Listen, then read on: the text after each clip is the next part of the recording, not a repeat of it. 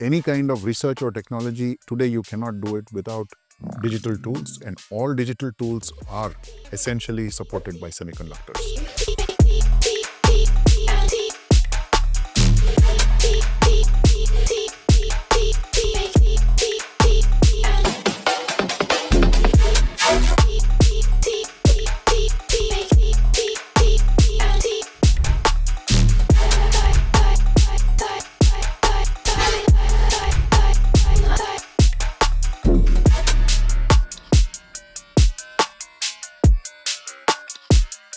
Semiconductors in everyday life. It's very critical.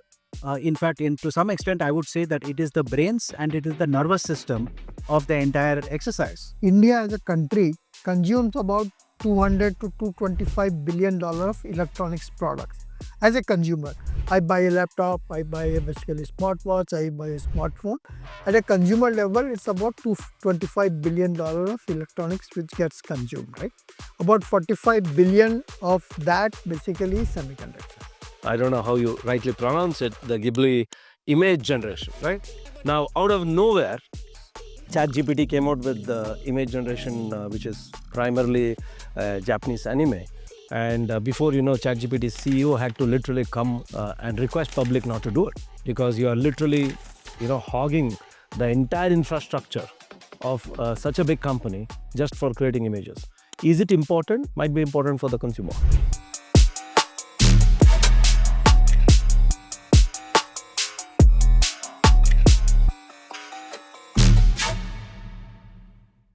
Welcome to the yet another interesting RoundTable Central session organized by Brand Story Solutions. It's my privilege to introduce the topic today, semiconductors in everyday life. The AI revolution. AI stands for artificial intelligence. Hey, I am Damodran, CEO from ChipEdge. I have a very eminent and experienced panelists here today with me. Let me start the introduction from left to right. Please introduce yourself. Hi, my name is Ajay Krishnan. I'm a Vice President for ESDM at Karnataka Digital Economy Mission based in Bangalore. Yeah, I'm Satya Gupta, playing the volunteer role of President VLSI Society of India, working with educational institute and researchers to improve the quality and quantity of education and experienced people in the semiconductor domain. Hi, my name is Shiv Kodeshwar. I represent Astro Labs and I manage the India team here. Thank you. Thank you. My name is Sunil Acharya. I am a senior advisor at the Semiconductor Fabulous Accelerator Lab and also the Karnataka Digital Economy Mission. Good to be here. Thank you, gentlemen. In today's roundtable discussion, I just want to dwell and deliberate and uncover the invisible yet powerful role of semiconductors in day-to-day life and how it's going to be a pivotal for the next wave of AI-driven innovation in the industry.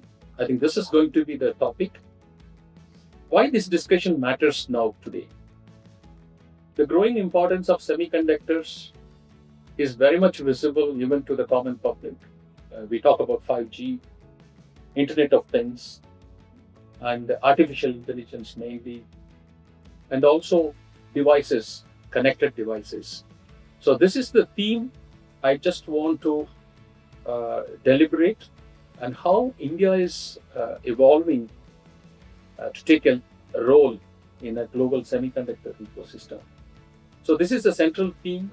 I let the panelists to start on this. Maybe I asked Dr. Satya Gupta to have an opening remark on this. So glad to be at RoundTable Central and part of this roundtable discussion with the eminent people from the industry and the voluntary bodies like KDAM, SAFAL and others, right?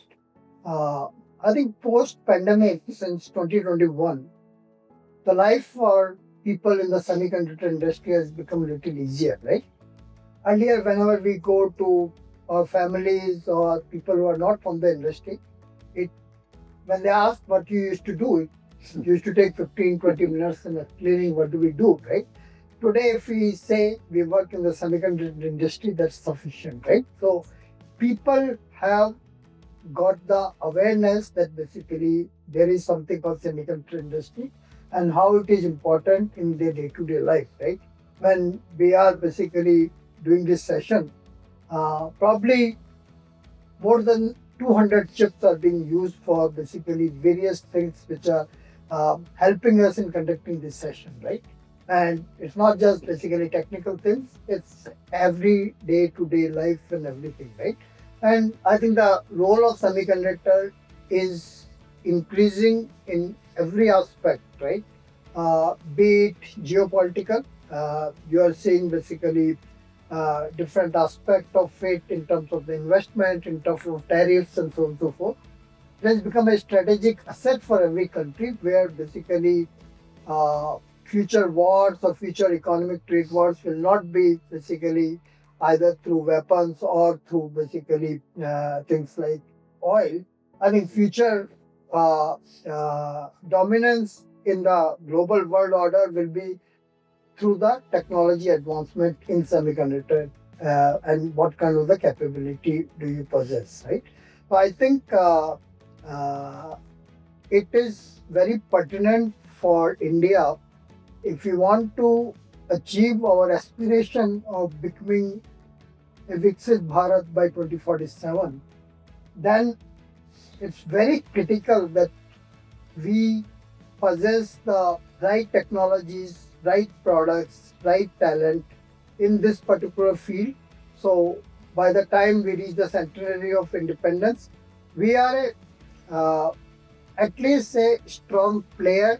I don't want to call it we'll become powerhouse or hub or anything, but we become a strong player, and wherever the discussion about the semiconductor in the world are happening, we have an important seat on the table. I think that's what is important. And rest we will debate and discuss during the course of this panel. Thank you so much. Thank you, Sputta. I think you set the context very well for the audience. Let me focus to Shivu. Introduce yourself, and the topic I want you to dwell is semiconductor innovation is like shaping or pushing the innovation by the industry, basically consumer electronics, and not only consumer, the industrial application, mobility, all these things puts a lot of pressure on the semiconductor innovation. Since you are in this industry for several decades, I just want you to deliberate on this.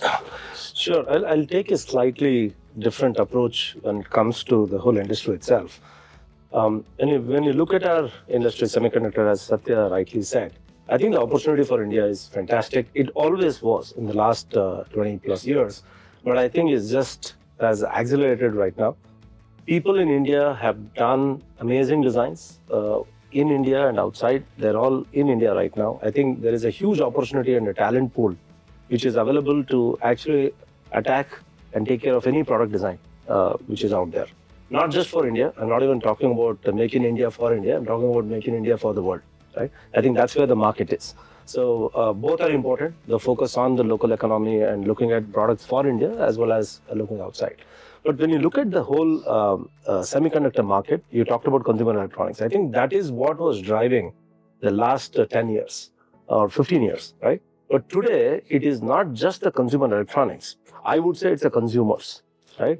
Because when was the last time you bought your upgrade your game stations, right? Not much. But earlier, 5 years back, if you had asked me, I would have bought at least 5 electronic products in that year. Today, I don't think we buy so many electronic products anymore. Might be fatigue, might be that you don't have that, aspirational value on a product anymore. You don't buy it anymore. So I don't think it's consumer electronics, it's consumer. An example, recent phenomena you saw, I don't know how you rightly pronounce it, the Ghibli image generation, right? Now, out of nowhere, ChatGPT came out with the image generation, which is primarily Japanese anime. And before you know, ChatGPT's CEO had to literally come and request public not to do it because you are literally, hogging the entire infrastructure of such a big company just for creating images. Is it important? Might be important for the consumer, right? So the use cases today is something so unique that you need to have the infrastructure ready to take care of these things. So when we talk about semiconductors, it is not just the compute part of it anymore. Of course, you need compute. You need the best of the world on the compute side. You need a fantastic solution on the memory side because we are hitting memory bottlenecks right now, energy bottlenecks, you're looking at power bottlenecks, you're looking at, and finally connectivity bottlenecks you're looking. So I think we need to break down this industry, and each of these verticals is actually offering a fantastic opportunity, both for global companies and semiconductor local companies. So that's the reason why you see so many proposals being submitted, whether it's a DLI scheme or the C2S scheme, which the government has rolled out. The initial first year, I don't think many companies submitted. Any company which was submitted was invited. Today, the number of applications I heard is so huge, and people are ready to submit an idea and get it done. I think there is an opportunity, but my focus will be more on the consumers than the consumer electronics. So I'll stop there. I will get into some of these verticals later. Thank you, Shivu. I think the next topic I want to touch is let us focus from the consumer to the industry.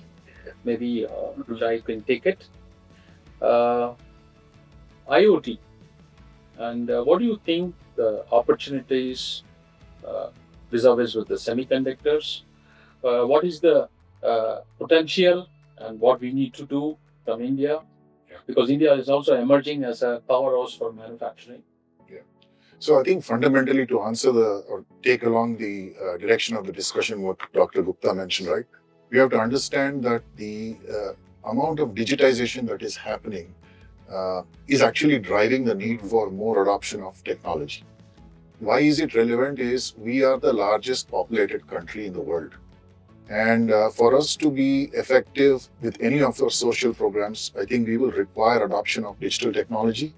And that will automatically drive in all sectors the requirement for semiconductors. Even about advancing any kind of research or technology, today you cannot do it without digital tools, and all digital tools are essentially supported by semiconductors. Now, coming to the aspect of IoT, basically not just because India is growing to be a manufacturing nation, but we are competing with several other countries as far as our efficiency, effectiveness in terms of the costs, whether it is innovation or innovation-led manufacturing or just large-scale manufacturing. So for optimizing, we know we have to use technology. And once again, IoT, big role as far as Industry 4.0 is concerned. That is, the more digitization we are able to incorporate, we can drive more efficiencies in our processes. And therefore, in turn, we will require supporting technology, and semiconductors are at the core of anything.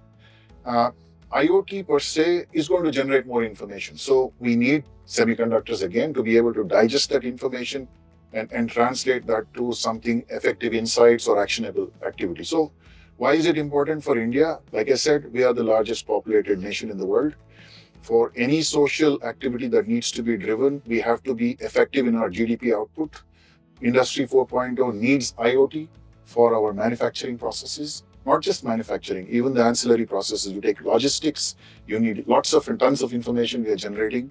And now you throw in artificial intelligence, you're going to generate even more information. So, and to the earlier point he made, we have a huge strength in design. So we have a huge opportunity to innovate. And to Dr. Satya's point, I think the centennial celebration should be, with India having a significant, I would say, not just a presence, but significant value addition, kind of a center for the global semiconductor value chain. So that's my input on that. Thank you. Probably give a brief introduction about yourself, and your topic will be, from the consumer to the industry. I want to go to the communication. 5G is another big fuss we are talking about. It's your turn. Well, if you look at it, and a lot has already been said, but if you look at telecommunications, for example, we are moving, let me go back a few years. 1996, India had, I think, about 2 phones per 1,000 people, 2 phones, okay, and we're talking landlines Sure. at that point of time because the cost of mobile was still very, very high. Today, when you look at that number, I think we're approaching 800, 900 million SIMs, mobile phones. Earlier, you had to wait in lines to get a telephone connection and you had to make an application. And if you knew somebody, you would get a phone connection.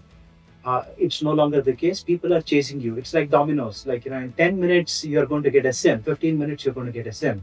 And with the new technologies that have been adopted using Aadhaar, you can get a SIM verification, everything done. And, in a couple of hours, you're on with your own mobile telephone. So that's what the mobile communications revolution has done to us, right? Now, earlier, there was a time in 1999 when I had first come back to India.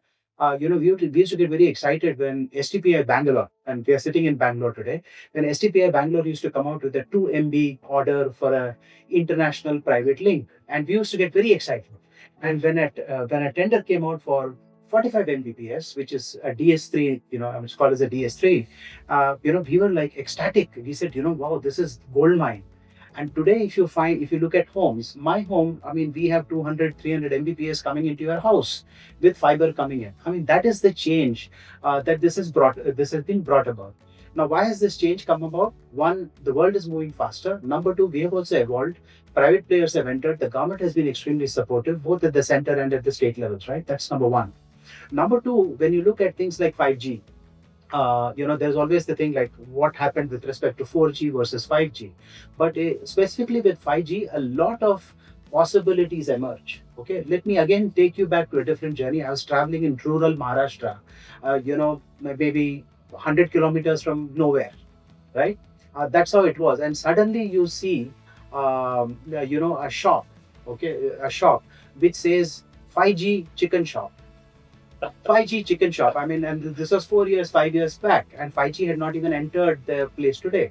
So obviously, everybody is trying to play on this. Now, why is 5G important? 5G is important not just for speed. It's important for throughput, low latency type of applications. Suddenly, the world becomes possible, right? I remember sitting in a room, with a very major industry player, and where the gentleman said that, look, let's have 100 million phones in 100 days. Great visionary leader, where he said, let's have 100 million phones in 100 days. We all fell off the chair. But guess what? We did that number in about 120 days, 130 days. That number, in fact, was indeed achieved. So that brought about the telecom revolution. And when you look at the price of, per gigabit today, it is what, 0.59, 0.6 rupees. That is 60 paise or 59 paise per gigabit. So that is what this has brought it down to. Now, the role of semiconductors, particularly when you look into this, it's very critical. In fact, to some extent, I would say that it is the brains and it is the nervous system of the entire exercise, right? So if you look at 5G, you have the user access device, which is any mobile phone, laptop, tablet that you have with you. So that is the user access, equipment. Then you have the RAN, then you have the RAN equipment, and then you have the core. In each of these, without the compute power that is afforded by semiconductors, none of this would be possible. The high frequency, low latency, high speed communication has been possible only because of the semiconductor revolution. Great. That's the role. Thank you. See, now I think individually we looked at how semiconductor affects our lives, starting from consumers, industry, and the telecommunication. Now I just want to put a matrix problem question in front of you. Anyone can jump in. See, we are in a community living. How this enhances the life of community living in the name of smart cities and automation. Because we need to go to the next level, because these technologies in isolation definitely does a job.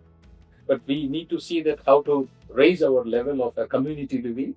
Basically, anyone can step in, smart cities and industrial automation to go to the next level to reach our 2047 goals. So I'll not talk about smart cities, but I'll talk about smart villages, which is happening, right? So I think we have seen and heard the Singapore city kind of concept, and this is what will happen. Everything is connected, everything is perfectly fine. I think there is already solution available in the cities. You go to Bombay, you go to Pune, especially the tier 2 emerging cities. I think the integration is much better than what we have seen in Bangalore or in other places. But actually, if you look at villages right now, I have a farm. I have seen how the whole village has changed in the last 15 years. Um, there was not a computer shop in the vicinity of that village. So the only way you can get your pani, which is your RTC document, was to go to the taluk office and pay somebody 50 rupees or whatever it is and wait for a queue, right? Wait in the queue for almost an hour or two and get a copy of that. You come back to the village, you find out that it's not working, you need another one, you go back, right? The whole process was different. You could not get information on the rains. You could not get information on the crops to be grown. Today, a regular farmer who's hardly educated definitely has a smartphone with him. Yeah. Most of the interfaces is in the local language. So whether he's a Kannadiga or a Telugu or a Tamil, he gets his information, and you'll be surprised the amount of information the person has. And he comes and tells you, this year the rains might not be as good, so I will not be growing tomatoes, I'll be growing chilies.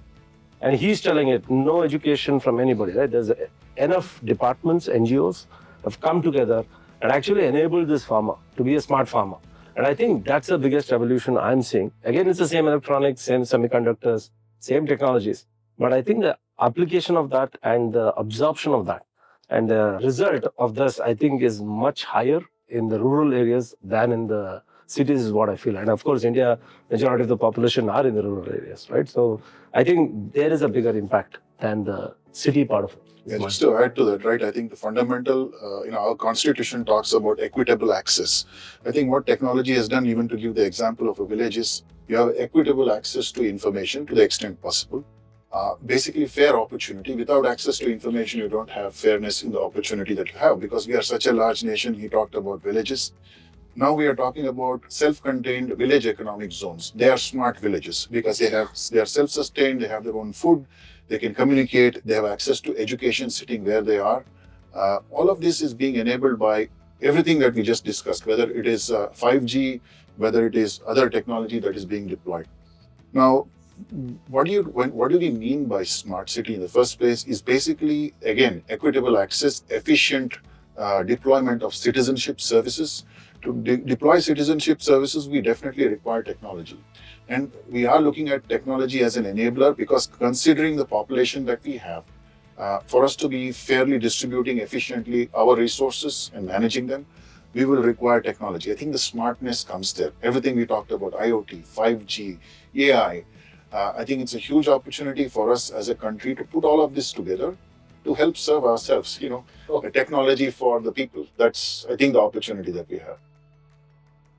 Okay, maybe I know Dr. Satya is good in numbers.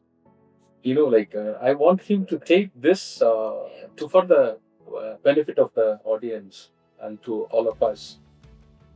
What we achieved in terms of numbers, the penetration of the semiconductor, in terms of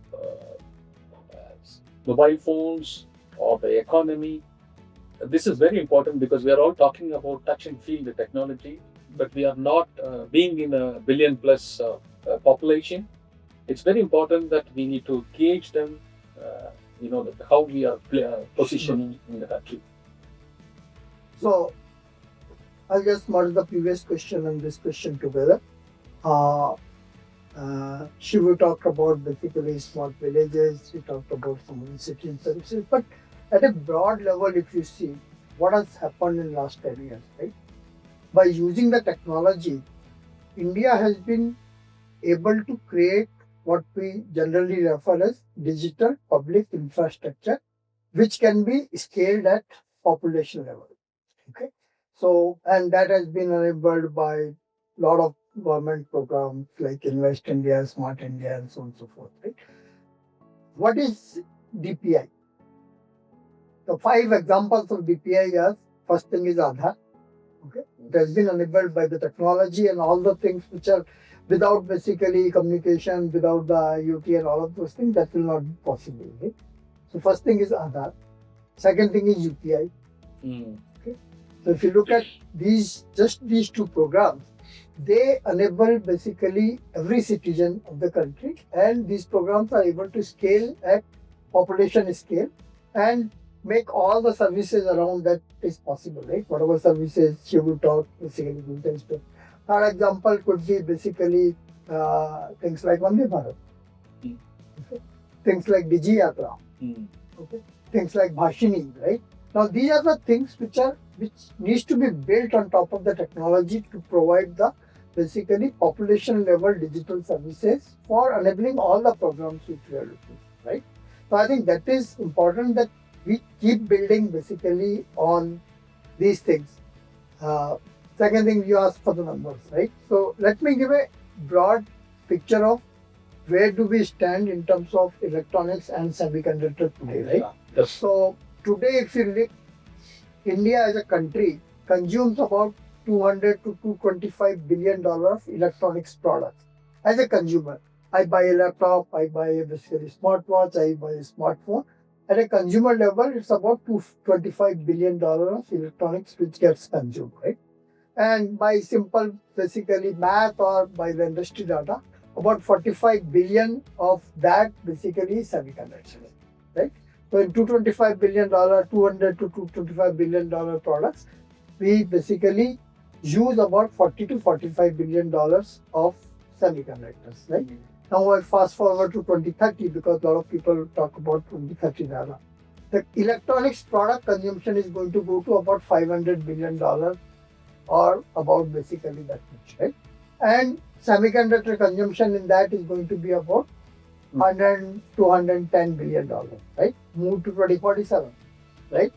The projected number is that we will be consuming more than $3 trillion of electronics products by 2047, right? Which is almost like basically today's whole GDP, right?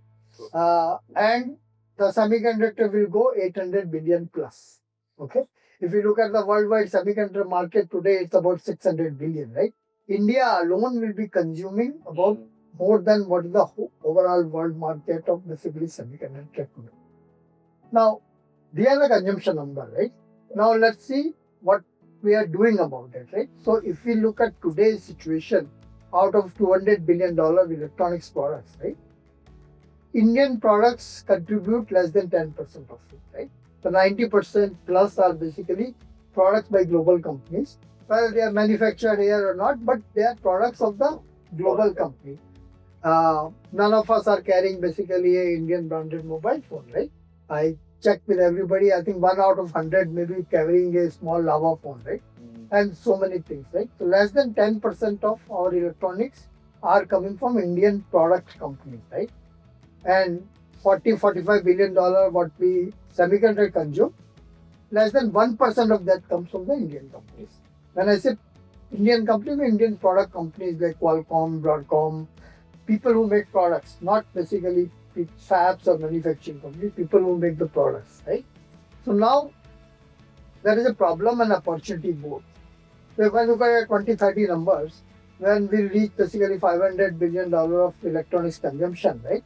And as a country, we decide that 1/3 of that will come from the Indian products, right? From 10%, we take it to 33%. That's the result. And I think India, with all the basically right parameters, certainly deserves to be there. Okay. Then it creates $166 billion of opportunity for entrepreneurs and the company just by taking 33% of the market share, right? And same if we do for basically semiconductors, 33%, right? Out of 45 billion, 33% creates a basically, no, not 45, 2030 will be 110 billion. So it again creates a $40 billion of opportunity, right? These are outstanding, basically out of the world number. But we have to put the right focus to basically take that product leadership, change our thinking from a basically service or manufacturing nation. See, in electronics and semiconductor, manufacturing is a service. It's not a manufacturing like a cement or basically steel where you own the products which you manufacture, right? In electronics, semiconductor, you are doing it as a contract, right? So we have had good success in services nation. We had decent success in the manufacturing nation. Now the time has come to basically take these two pillars and also become a product nation which will unleash the value of basically both electronics and semiconductor opportunity for entrepreneurs, for the mid-sized companies and the large-sized companies, and put India on the right path to become a strategic player in this and have the rightful space in the geopolitics. Thank you. I think I think one thing I wanted to highlight what he just said.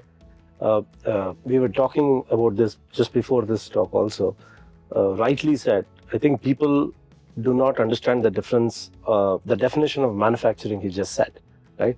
When you don't own the product of what you manufacture, value engineering there is not going to give you any money. And rightly said, I think people should listen to him more. He's talked in multiple other forums about this. The people always tend to focus on manufacturing because that's what we've been taught, that hey, why don't we manufacture? We will be a better nation. And I think what he said is very correct. How much more we focus on the product, I think will have definitely add more value. Continuing our interesting conversation for Ajay, healthcare industry is also very important. We touched upon various domains and industries, starting from consumers, smart cities and villages. I want to see the role of semiconductors in healthcare. Especially, we are talking about diagnosis. These are all killer technologies which changes the lifestyle instantly. So I want to talk about that a little bit on Indian context, how semiconductors plays in the healthcare industry. Yeah, that's an excellent question because pretty much if you look at semiconductors, they are playing a role in every aspect of our lives, and healthcare is probably one of the most important aspects that we have. So whether it is diagnosis, whether it is treatment, whether it is preparing the new set of medicines through R&D, smart R&D, where AI comes into play, in every sphere, right? Semiconductors are going to come and play a role, and so will AI now. It's increasingly starting to play a role. Now let me look at it, at 3-4 fundamental levels, right? When you look at it, from a diagnosis point of view, you have very simple blood tests for which you had earlier got to go to a lab. Now there is either wearables that are coming into play, or there are home kits that you can do. Particularly COVID brought about that acceleration, if you will. COVID brought about that acceleration, and then you have these healthcare diagnostic kits right coming from home, and you can immediately tell with a decent degree of confidence that yes or no, is this in the ballpark or not. And then maybe for something more accurate, you can go to a lab. Then you go to the hospitals. There was a time when probably very few CT scans were available anywhere. Now today, when you cross a street, when you go along the street, you are finding every third door which says that, okay, we are doing a CT scan, somebody is saying 64 Tesla, somebody is saying MRI scan, which is somebody is saying 128 Tesla, then somebody is going to 256. The numbers just keep on increasing. How is that possible? That is possible because of more and more electronics that has gone to it, better semiconductors that have gone to it, which has enabled that possible diagnosis. Now, on top of this mix, you put in AI, right? On top of this, you put in AI, where AI can spot the trends, right? And there are multiple institutions, excellent medical institutions which are working in, and there are quite a few from Karnataka as well, which are working on this, which say that, look, when they look at a screening, say for example, some type of cancer, they're able to tell that these are the very early stages of cancer, potentially 2 years, 3 years down the road, you can look at something which a normal human eye may miss. That is why this is sort of the best blend, if you will, and one of the most impactful areas as far as a person is concerned, where technology and healthcare are coming together. Now let me give you a completely different perspective, right? This is for cities, and not just for cities, but at other locations as well. But in terms of availability of healthcare, you can connect primary healthcare centers now with the amount of connectivity that is available. You can connect primary healthcare centers with a district hospital, with a tertiary hospital, connected to a super specialty hospital, because connectivity is now available. Along with connectivity, you now have all these diagnostic kits, which are available through electronics. You can connect them. So an expert doctor sitting at a district hospital. Let us look at what is the problem plaguing healthcare today, particularly for a large and a diverse nation like India. You have primary healthcare centers, you have population which is very spread out, 60 people, 70 people, 200 people villages. There you have a primary healthcare center. difficult to place a doctor at each of these locations, particularly a specialist doctor. So you generally tend to have a paramedic or a nurse at those locations, maybe a general practitioner there, right? But he or she may not know everything. Now you do that with simple diagnostics, electronic diagnostics that's available. You pass on the data to a district hospital or to a tertiary hospital where an expert doctor can take a look. And this is not science fiction. This is happening. And this has started happening since 2013, right? Because I was involved in a few of those. Now, when you look at that, so now you can get that expert doctor down to multiple rural PHCs. You build a schedule to it, and they are not sort of replacing the local doctor. They are supplementing and helping the local caregiver with the right information so that they can do that. Otherwise, a lot of expense, was made by the poor rural family to go from their village to the district or to the state capital to get access to the treatment or even get access to the diagnostics of this. So now things are possible at home. And when you look at new drug discovery, right? When you look at new drug discovery with the use of latest AI and the new models that are come into play, new drugs can be discovered. In fact, now we are going towards specific drugs which are tailor-made for specific diseases or even specific people, right? So that discovery is starting to happen, which is being made possible because of semiconductors. I'll give you two examples because it's very dear to me. For the 1.4 billion people plus we have in India, we have hardly 15,000 radiologists. Out of that 15,000, you can imagine there might be handful or 1,000 max who are experts, right? So one is, of course, the access to the machine. The second one is somebody to analyze the data, right? Somebody to tell, what is wrong with your reports.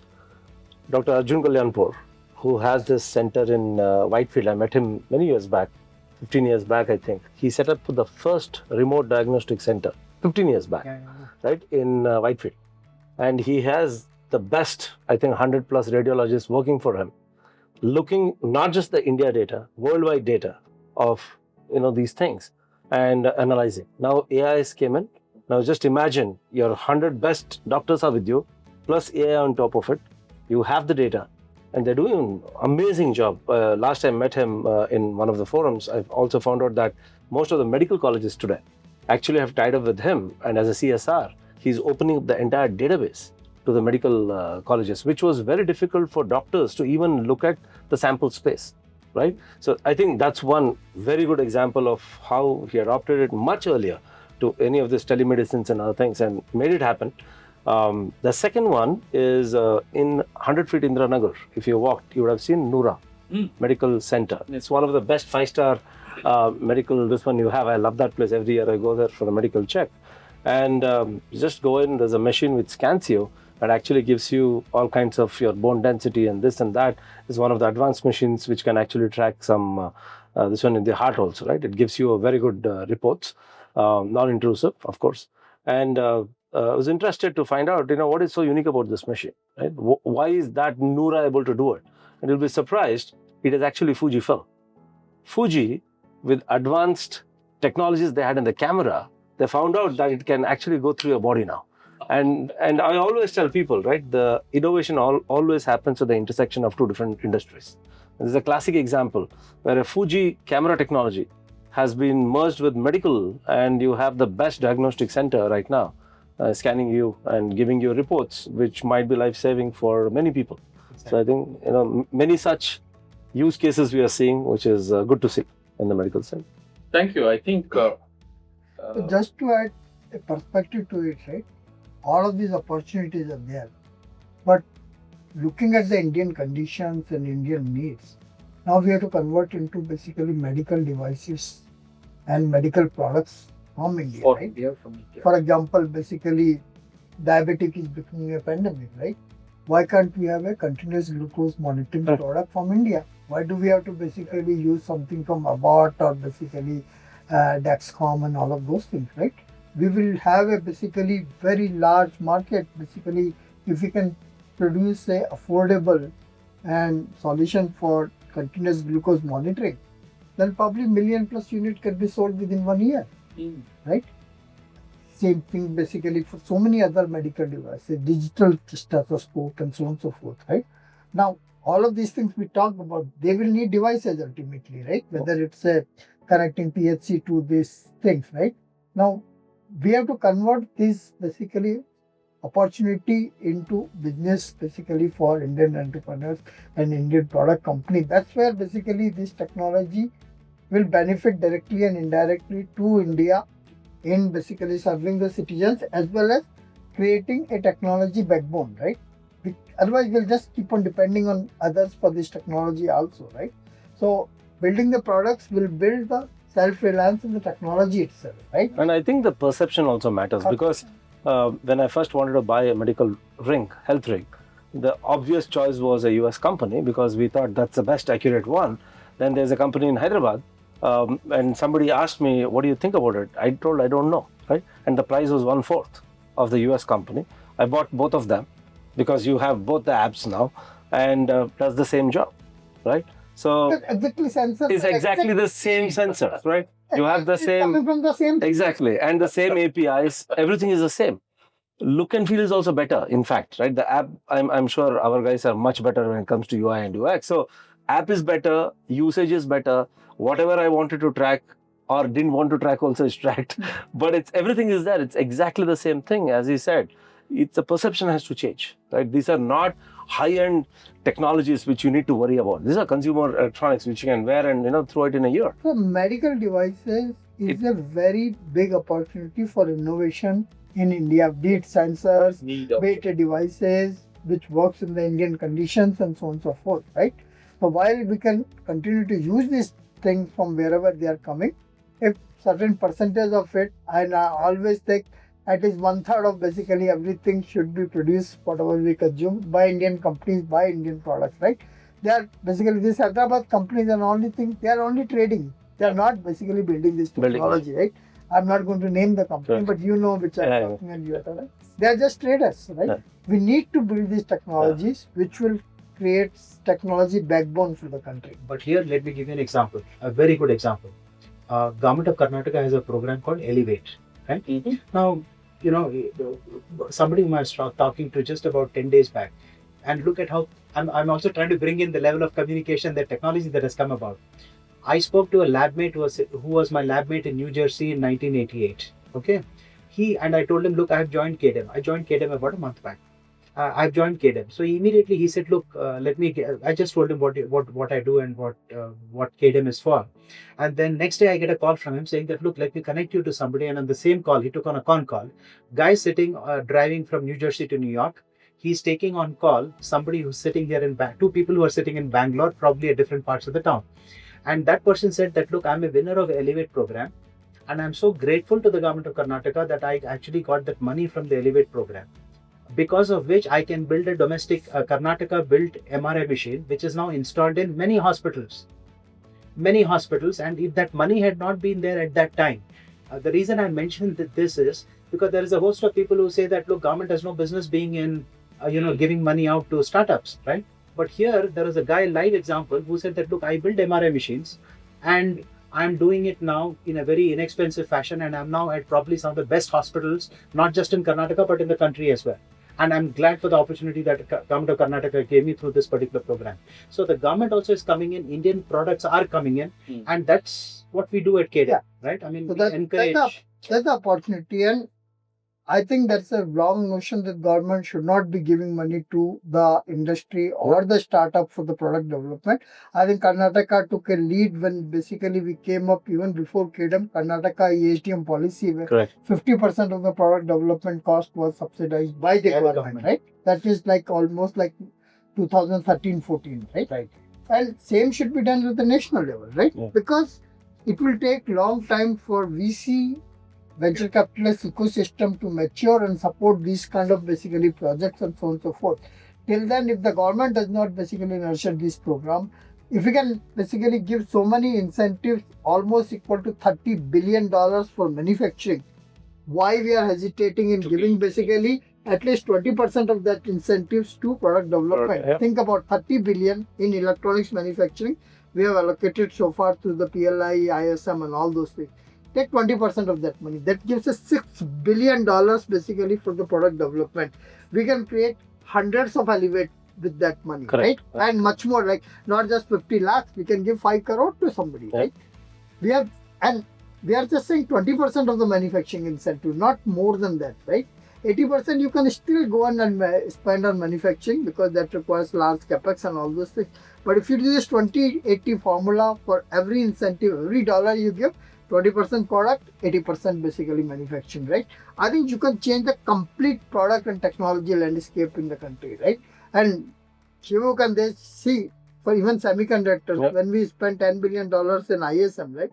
If 2 billion would have come to basically fabulous ecosystem, what difference it would have made, Yeah, right? of course. It's just like astounding what Yeah. we can do if we change our mindset to create a balanced basically incentive scheme. I'm not saying stop manufacturing, do 20-80, which is a balanced basically allocation of the incentives. If we do that, all of these things can be done, not just at a state level, but a country level. Yeah. So I just add just to quickly connect the dots, won't take too long. Firstly, I think the point around focusing on product, I think is critical. And the example of Karnataka government was given. I'm part of the Semiconductor Fabless Accelerator Lab.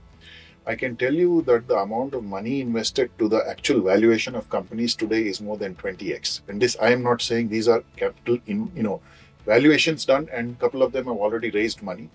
And the ones which have actually raised money is those that had a product focus, not that I'm going to do a small piece of something, right?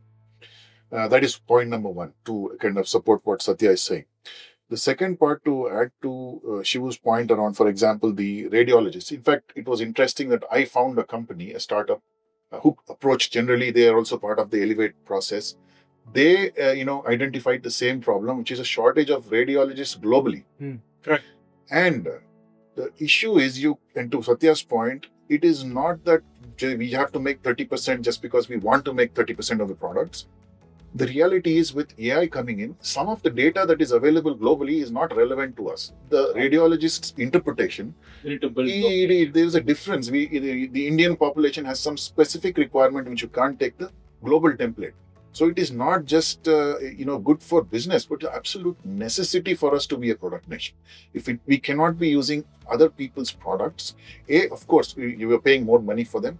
B, those products are not relevant to us. We are again spending money to make them relevant. And perhaps they're, he bought 2 rings, he said, right? So which one is far more accurate, we don't know. So in the medical space, very critical to focus on products. One is, of course, to build our own capacity. Second is to make it more effective and efficient. That's the whole point. So I just wanted to, there's a company called Pragami which actually came, and I was just surprised that he brought this point. So I'll connect with him after to. It's interesting. I think when we started this discussion, we went to.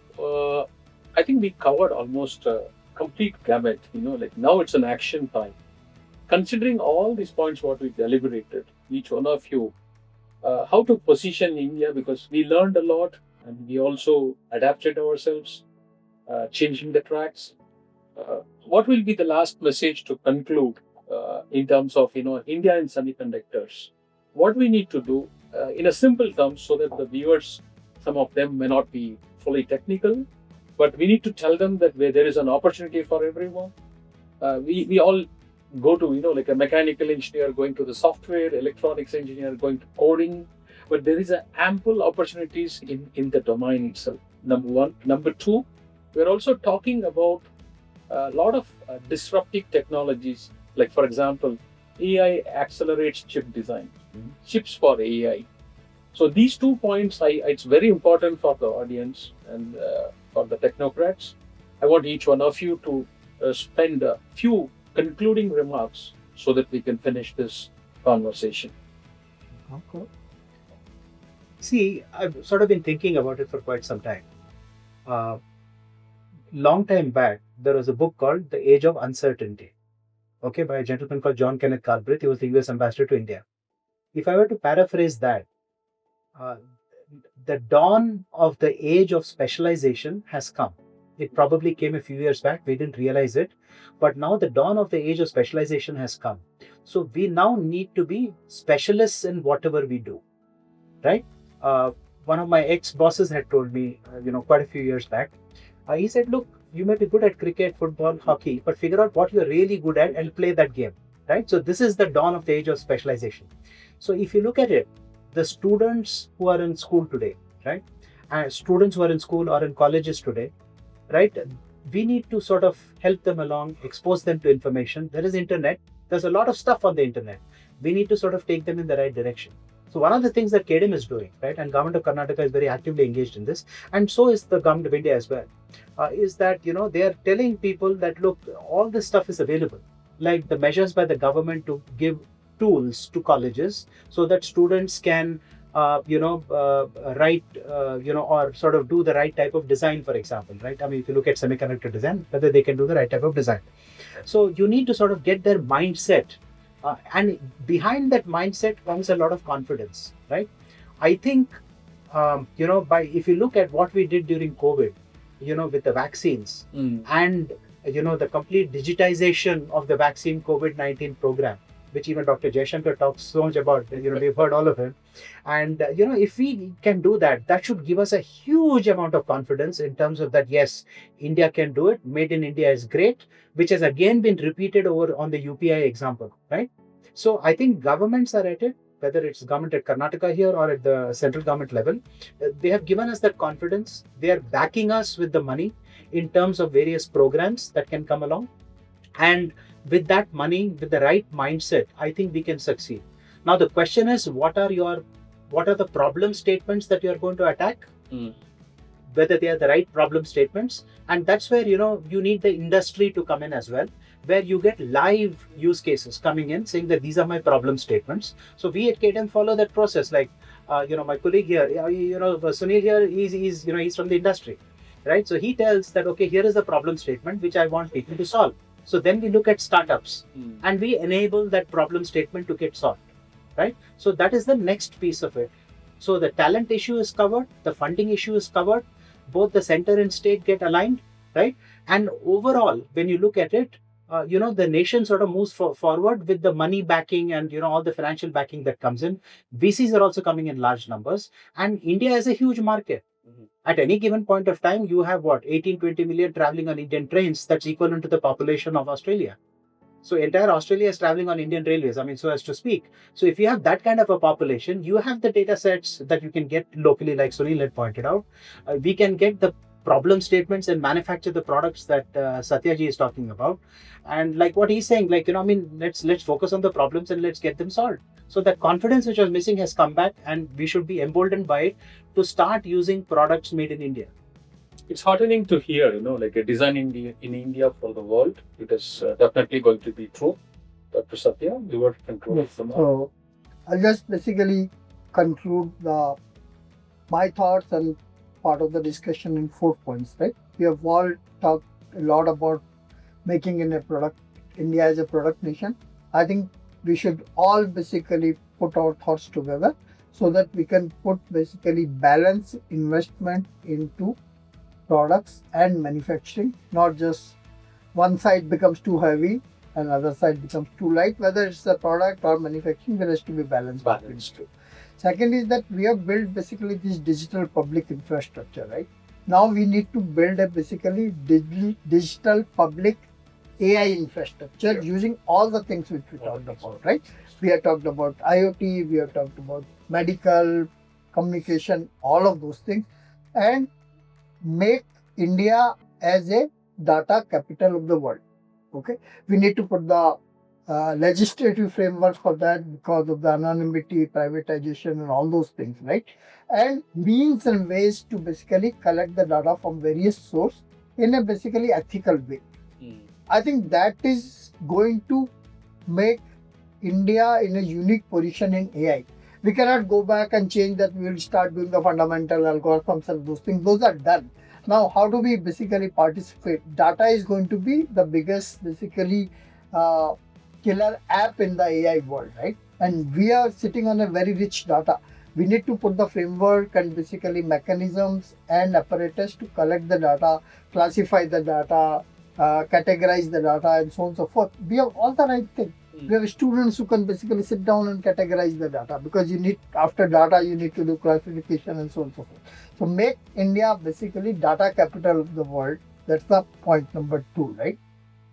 We talked about the education, right? I think today one problem we see is that uh, every student wants to go to the computer science and they don't want to go to the core subject like ECE. Correct. We are seeing continuous fall in the ECE enrollment and so on and so forth, right?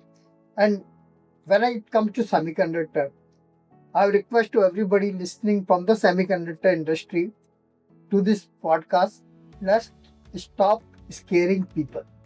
Okay, we are responsible for it, right? What we go and say, oh, our chips are basically 100 billion transistors, right? How does the student basically say, मेरे को नहीं आना है यहाँ पे, basically this is too complex for me, right? And this I'm saying basically with the practical interaction with the student. We go and say our fabs are basically so complicated. Now, the poor guy has nothing to do with the fab when he enters basically EC or a Correct. bachelor, right? We are making the transistors which are like 1 million time of the thickness of the hair and this and that, right? I've never seen software guys saying this, basically this kind of a scary thing, right? Lines of code. Has anybody told you how many lines of the code in Android is? Correct. Probably Android is software-wise more complex than any chip we have ever built, right? So let's stop scaring the people. Writing a Verilog code is as easy as writing a Python code, right? Right. If we give this message, then basically a guy who is coming out of the 12th, he will not be scared in taking the core subjects and these things, right? And basically just remove this fear, right? Second thing is they don't know what are the job opportunities in this field, right? There are basically enough jobs for everybody who signs up for ECE or And- electronics and VLSI design, a newly launched BTech branch, right? And typical average package in the semiconductor product company is at least basically 3x of basically any software company on average, right? Absolutely. I think that awareness is not there. So we need to, through all of us, through these kind of programs and basically KDAM and other people, we need to create an awareness for don't be scared of the chip design, don't be scared of basically hardware. Hardware is really not hard in today's world, right? True. It is as simple as that. So if we do productation, if we do basically balance allocation of the resources, if we do basically AI, create a digital public infrastructure for AI and focus on the talent, I think we can achieve all the goals which we have basically talked. Well said. To continue our conversation, I represent Chip Edge. We have been here for 12 years.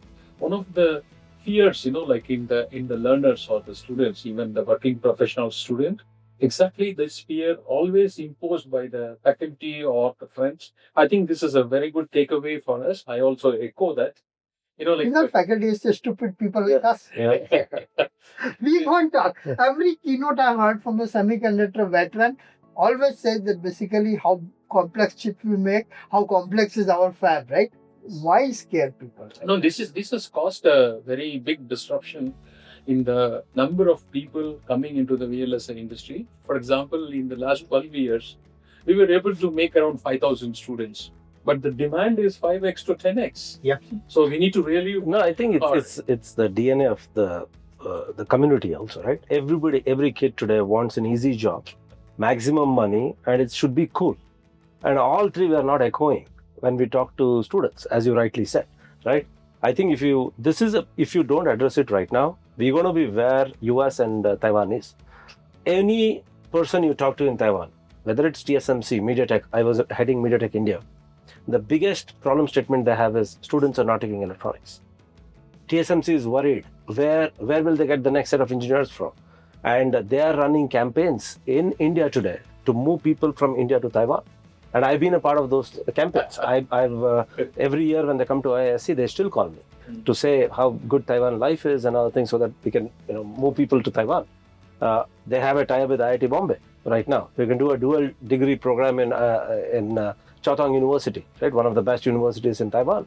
So this problem statement will become bigger and bigger if you don't address it right now. As he rightly said, electronics is definitely cooler, and every subject is tough. I don't say it's easier. Everything is tough if you want to excel in that field. But the DNA of a semiconductor guy, right? If you really think about it, you need someone who's good in problem solving. You need a good programming language. Doesn't matter which one it is, whether it's Verilog, VHDL, System Verilog, Python, doesn't matter. You need smart people and who love problem solving. Right? These are the basic ingredient of most of the students in India. which means they can actually fit in very easily to this market. I think that's one thing which definitely I would echo. Second thing, he already touched upon it, so I'll not talk more. Data is definitely the new oil, right? You need to really look at how we're going to leverage it and take it forward from here. And the last thing I would say is he called out for the students. I would call out for veterans in the industry. People like Satya need not even work. He works 20 hours a day. Sudhir Naik, Infochips, need not work. And I see him, I can call him today and he'll come and help me out with something, right? I request all the people in the industry with experience to work with, not just with the students. Startups need mentors. Startup needs guidance. Sometimes they don't need advisors. They just need to talk to you, understand what's the real problem statement. I'm addressing it right, because cost of failure in a semiconductor company is definitely higher than a software. So it's better you surround yourself with the right set of people who have already done it. And I'm sure people like Satya would be more than happy to help people and guide government. Right, I have been a part of many of the forums discussions, irrespective of the party. They've called me. I've gone in. They've openly asked questions. So I think that kind of openness government has, colleges have. I think the industry people should leverage this and spend there at least one day in a week with some of this community. I think that's the call for action from my side. Yeah, so I'll just add and maybe create the awareness. So the question around providing mentorship for semiconductor design companies, Semiconductor Fabless Accelerator Lab has been in existence for almost 5 years. We have touched more than 100 companies. We have 43 companies in the pipeline. And I bring this point because of, maybe to create awareness. We have more than 60 plus industry veterans who are mentors. They range from business heads to principal engineers. And we almost got close to 17 companies who are currently incubated.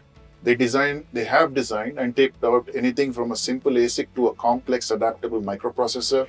Mm-hmm. We have had the world's first POSIT chip silicon actually taped out, and they have got investments in excess of more than tens of millions of dollars. They're valued very high. So the ecosystem has been created and the support system is there by the government of Karnataka. Even Dr. Satya, in his role as chairman of ISA, has participated in he's been actively advising several companies. So that ecosystem is there. I just wanted to highlight that it exists. And over the next 5 years, it will go to the next level. The government is extremely supportive. They have tripled the budget allocation, government of Karnataka. And we hope the central government also probably says that what Satya is saying, balancing the resource allocation for design and product ownership. Now, having said that, I will echo again what Satya said. Product ownership and product focus is very important.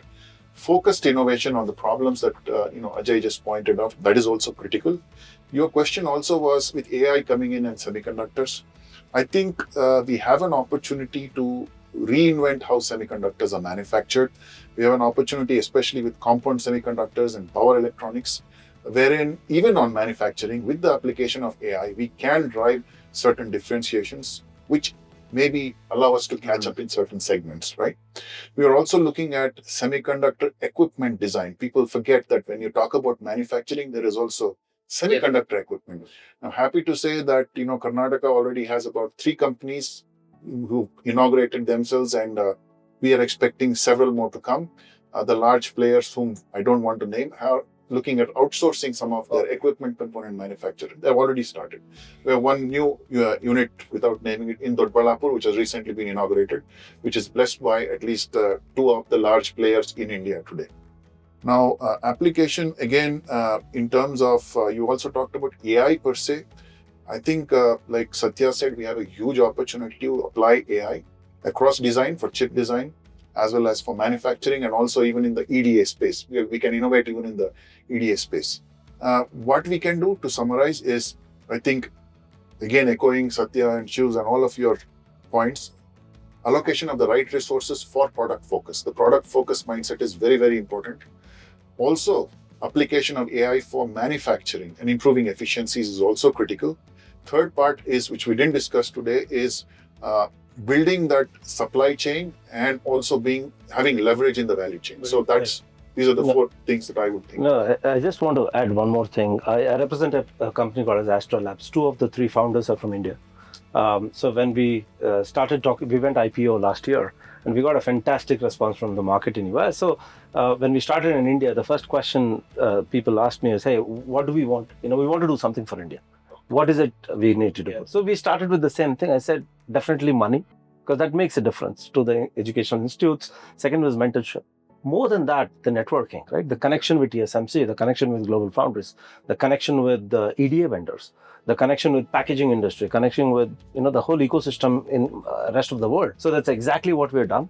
Jitendra Mohan is a CEO of a company. He donated last month 100 crores to IIT Mumbai because he's alumni of IIT Mumbai.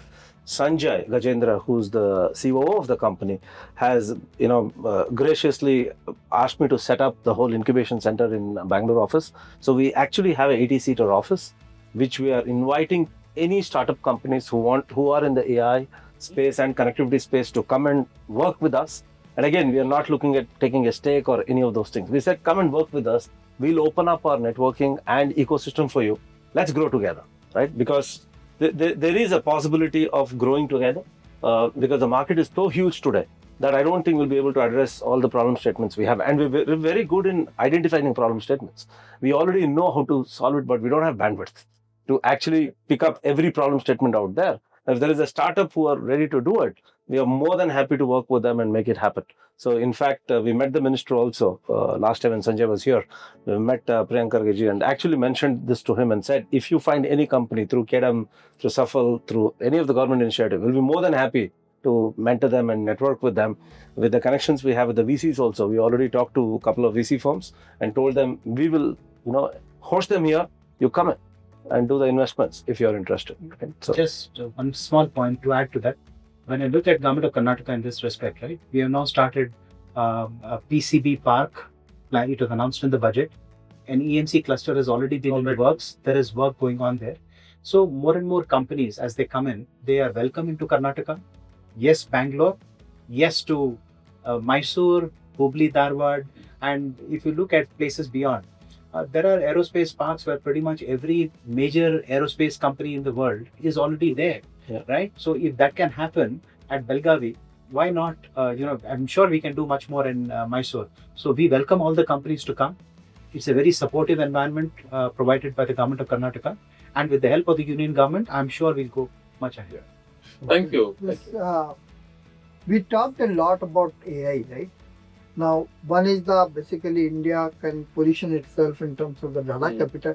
Another thing is that don't blindly follow the LLM model. Yeah, correct. Okay.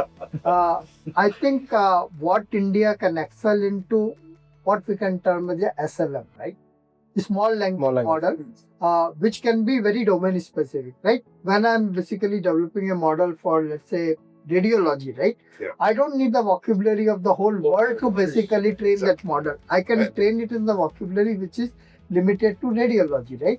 If I want to basically build a model for chip design, right? I can basically train it a model which is basically limited to chip design. So now for my 10 billion parameters, I can do it in 500 million parameters, and I can target in such a way that it will give me much better results than a basically chat GPT or something for the chip design or for this thing, right? Last point. We have all talked about startup and everybody's focused on the startup. If just for the semiconductor space, the numbers which you took, basically what we need is to basically serve 1/3 of the consumption, which is 40 billion, right? If I add basically all the startups and assume that all the startups will be successful and multiplied by 3 also, then also we are not touching even 5% of what the opportunity is, right? So we need to look at the other models also, right? Just startups in all wild imagination, if everybody is successful, multiply that by 3, then also itself only about $5 billion of basically of $40 billion. We have to find out ways of remaining $35 billion where it could come from, right? That's in the semiconductor space for sure. So while we are focusing on the startup, which is very good thing, we need to think about other models. So Satya, I think it's a very good point, and this is consistently brought up by the industry. What is happening is we are so obsessed with startups and expect everything. that an existing company who is trying to grow or trying to take a risk into the semiconductor space does not have as many incentives.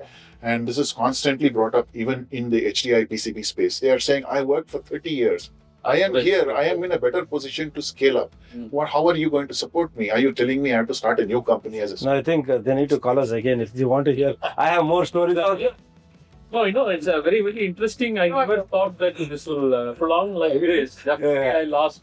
I just did a counting one day that startup will contribute how much revenue is. Everybody is successful. Everybody is basically $100 million revenue. Then also it's not adding up, boss. Absolutely. No, I think it's a very interesting points, data points. All the opportunities, support, technology. I think it's a very fantastic discussion. Definitely, we need another session to go into each of these topics. I thank Brand Story Solutions again for this opportunity. Maybe it's important for the viewers to know. I think each one of you can introduce you, name and your organization so that it will get recorded. Sure. Hi, my name is Ajay Krishnan from Karnataka Digital Economy Mission. We are associated with the government of Karnataka. I'm Satya Gupta, industry volunteer for semiconductor and electronics, and as one of the activity, I also work for VLSI Society of India as a volunteer. Hi, I'm Damodaran, CEO of Chipage. Chipage is a very interesting company. I represent Venkat Sunkara, who is a founder. He thought that 12 years back, India is going to be a semiconductor nation. So he started a skilling business. And so far we have trained more than 5,000 engineers. I've joined the band and to do 10x in the coming 5 years. Wow. Hi, my name is Shivanand Kodeshwar. I'm a senior vice president in a company called as Astro Labs. I manage the India Center and also I have a global responsibility to manage IT, procurement and facilities. Thank you. Hi, I'm Sunil Acharya. I'm a senior advisor for both business and technology at Semiconductor Fabless Accelerator Lab and the Karnataka Digital Economy Mission. Thank you. Thank you. Thank you. Thank you.